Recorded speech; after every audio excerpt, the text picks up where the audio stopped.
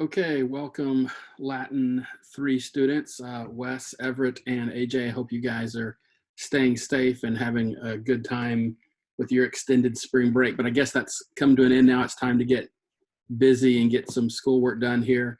We're working on chapter 25. So hopefully you've got your book already out, chapter 25. I'm going to be using Zoom here, and I'm going to go back and forth between the camera and sharing my screen with you. I've got a PowerPoint presentation here that I'll be using, and hopefully this will be effective. But if you don't mind, go ahead and have your book open to page 201 on Wheelock's Latin text, page 201, and we can just sort of go from there. This is new stuff, and hope you guys can follow along with me. I'm going to make this probably about a 10 to 12 minute video teaching time.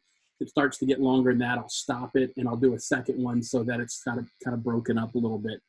So this lesson, chapter 25, is about infinitives. And if you don't mind, go ahead and put your hand here at page 201, and then go back, please, to chapter 23, page 184. And I want us to look real quickly at participles, because they're related in a sense, all right? So I want you to kind of go back with me. If you remember, participles are a type of verb that it's part verb. It's like a mutant verb. It's part verb, but also part adjective. It's a verb that's being used as an adjective to describe something else, to describe a noun. So we used this example before. The walking man fell down. The main sentence is the man fell down. But which man fell down? There was that man sitting. There was a man standing. There's a man talking. Which man fell down? It's the walking man. Walking is a verb. But here in this sentence, it's not being used as a verb. It's being used as a participle, which is a verb that's being used as an adjective. And in this case, it's describing man. The walking man fell down. The main verb is actually fell. The man fell down. But we're describing the man. He's the walking man. So that's the participle. If you remember, we did this a couple of weeks ago, mid-February or so. On page 184, I want you just to kind of get a sense of what that participle chart looks like, because our infinitive chart that we're going to be looking at here in just a few minutes is going to look very similar. So notice that you have an active column and you have a passive column. And then there are three tenses on the left side there. You've got the present tense, the perfect tense, and the future tense. Participles, however, out of those 6 possibilities, only have 4. Notice you have the present active participle, which it ends in an ns, or in the genitive, nt, and then it's declined. We won't talk about that right this second, but if you remember, it's just ns, nt. That's the telltale sign of a present active participle. There is no active perfect participle. That's why the line's drawn through there. And then you've got the, if you go to the right side, passive. There's no present passive, but there is a passive perfect participle, and that's simply the 4th principal part, right? It's the 4th principal part, which for like ladat, lado, ladari, ladawi, ladatus, that's the passive perfect participle. It's the 4th principal part. Notice the future active participle is simply the 4th principal part stem, ladat, right? Ladat. It's laudatus, but you take the US off, so you have the stem. So you have laudat, then you stick a UR on the end, and then you have your us, ending. So you can see there it's laudaturus, and that's the active future participle, right? And then we slide over to the last column, the passive future, is the present stem plus an ND plus us, So again, for laudo, it would be laudandus, right? Laudandus,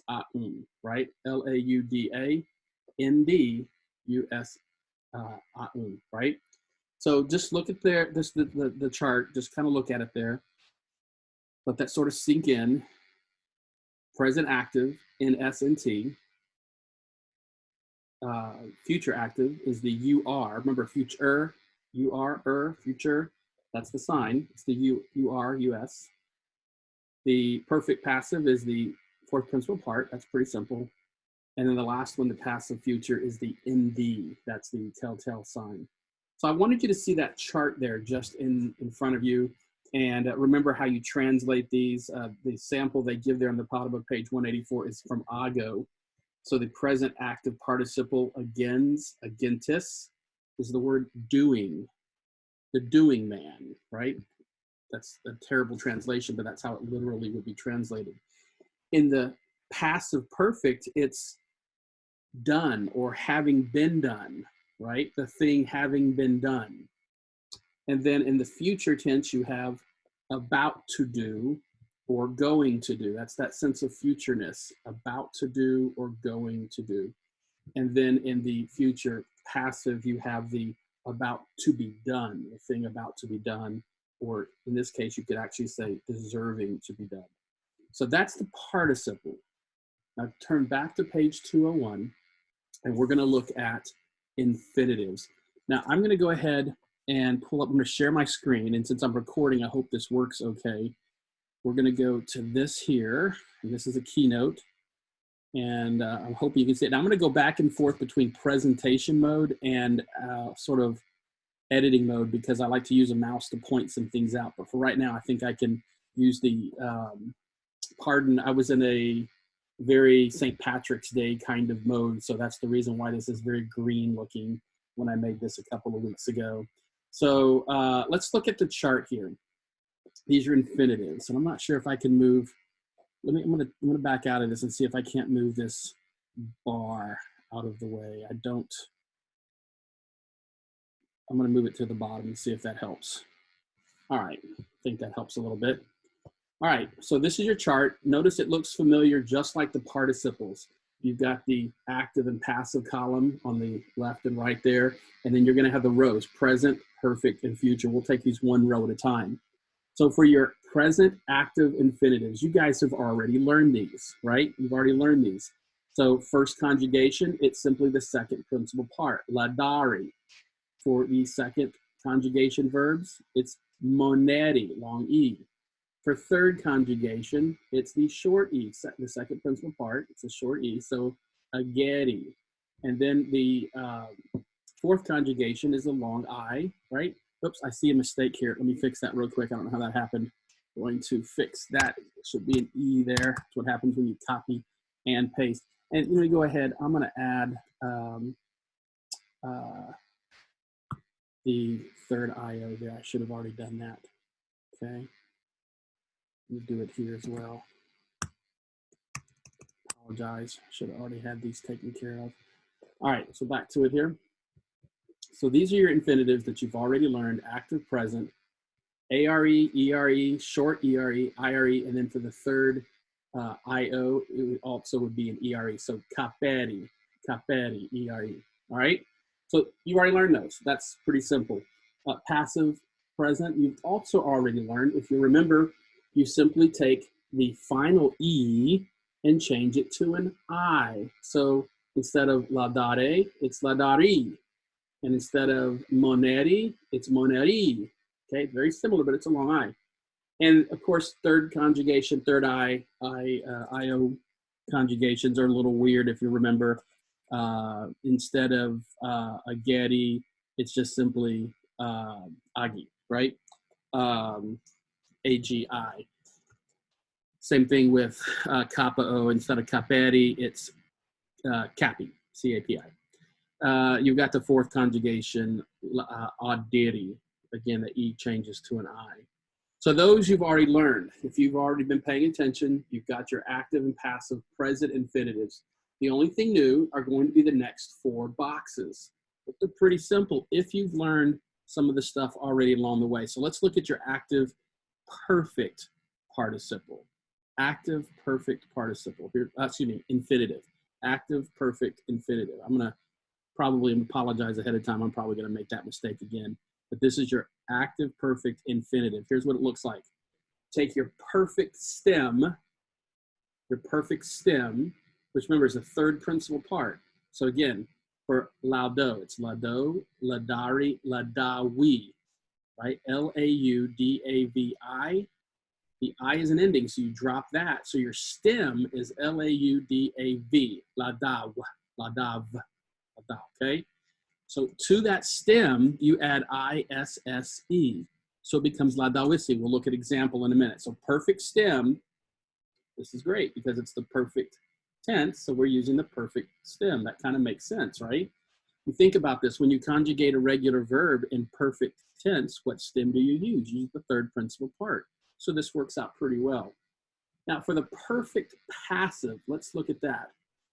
For the perfect passive infinitive, you start with the passive perfect participle, okay?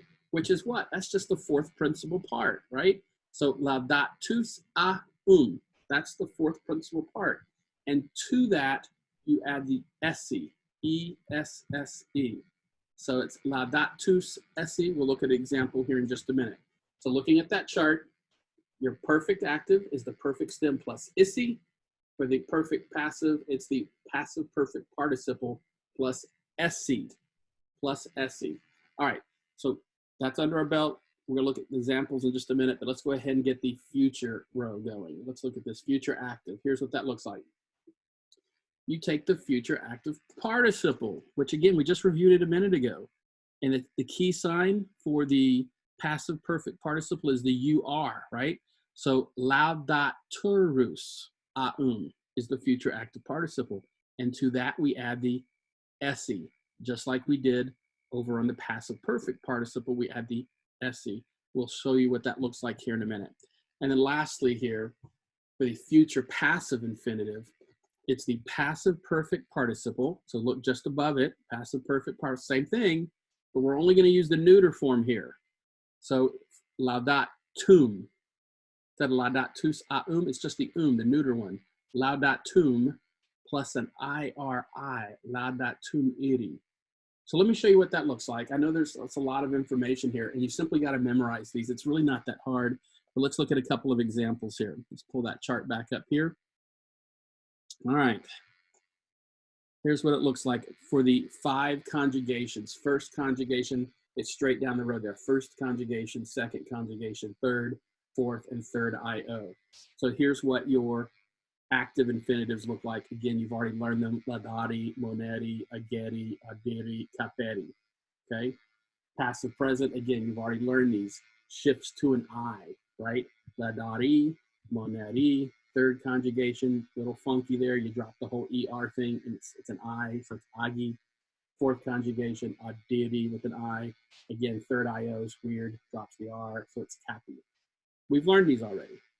So let's look at the new ones here. The perfect active. Here's what it looks like. Notice it's the third principal part for every one of these verbs, plus we added isi. So ladawisi, ladawisi. Monu, remember? Mono, moneri, monui. Drop the I, that's your stem, monu. And you add isi, monuisi. For the third conjugation, ago, ageti, eggi. Drop the I, and that leaves you just the stem, eg. So it's egg, isi, egisi. Fourth conjugation, adio, adiri, adiwi, ivi, adivi, right? And so we drop the I, that leaves a stem, adiv, adiv, you add the isi, so it's adawisi, adavisi, to hear it better. And then lastly, the third conjugation IO verb, kappa o kaperi, kepi. So you drop the I, that leaves you kep as your stem, and you add the isi, so it's kep, isi. That actually looks pretty simple, doesn't it? Active perfect infinitive is simply the third principal part, stem, plus isi. Let's look at the perfect passive infinitive. Remember we said, oh, let me point this out here. I'm trying to show you the stem here. That's the stem of the third principal part, ladav, ladav, and you add isi. All right, let's move on here to the passive perfect. Now this one is actually 2 words. It doesn't actually get combined into one form, but it's laudatus esse, or if it were feminine, laudata esse, or if it were neuter, laudatum esse. So it stays separate, okay? But you can see it's the fourth principal part, or the passive perfect participle, laudatus, plus esse. Monatus esse, actus esse, adatus esse, captus esse. All right, so passive perfect infinitive simply takes the fourth principal part, which is also the passive perfect participle, and you add esse. What about the present, future active infinitive? Well, remember we're going to take the future active participle and add esse. So laudaturus aum esse, moniturus aum esse, actorus aum esse, auditurus aum esse, and capturus aum esse. So fourth principal part plus the there in the middle, laudaturus aum, and then you add esse. And the last one here is the future passive infinitive. And notice, I'm going to go ahead and go out of that mode and go to here. I want you to see here, this right here, laudatum is the same thing as this, laudatum. It's the neuter form here, laudatum, plus an iri. Again, notice it stays separate. It's not joined, just like this one's not joined and this one's not joined, right? So the neuter form of this participle, laudatumeri, monotumeri, actumeri, auditumeri, captum iri. So those are the ways that you form the infinitives in the active and passive, okay? I'm gonna go ahead and time out and do a second or maybe another video, but I want you guys to work on this, practice filling out the chart, use the self-tutorial section, and it'll help you guys just follow along the lesson that I've given you guys. Hope you guys are having a great day.